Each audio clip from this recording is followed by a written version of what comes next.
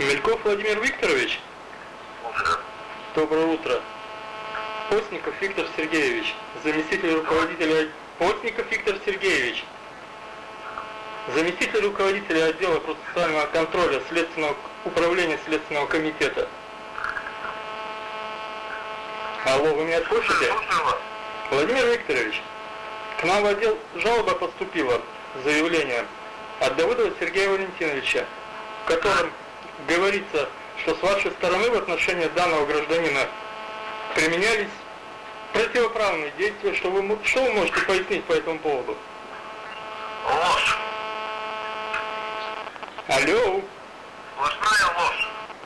Ну, данный гражданин утверждает, цитирую, что 16 сентября в 11 утра вы пытались ему угрожать, оскорблять.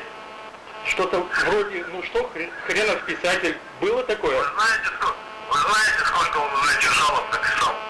Нет. На меня и на сотрудников управления. Да. Мне об этом неизвестно. Известно только запись, которая у него есть, диктофонная, по отношению к вам. Уже интересней. Да. На каком основании он ее сделал?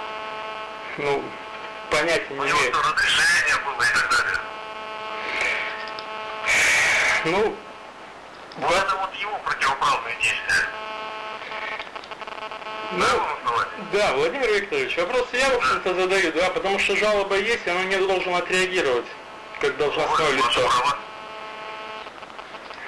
Ну, хорошо. Данный материал для проверки будет перенаправлен в следственное управление. Это их компетенция в Добрянке. К вам большая... Пожалуйста, переправляйте, я тут разберусь. Да, к вам большая просьба, Владимир Викторович, ну, не допускайте таких выражений и высказываний, чтобы у нас не было этих жалоб. Я ничего не выражался, ничего не высказывал. Это все ложь. Допускаю.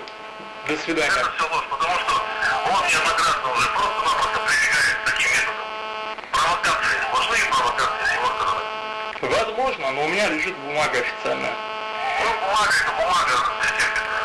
Согласен. До свидания.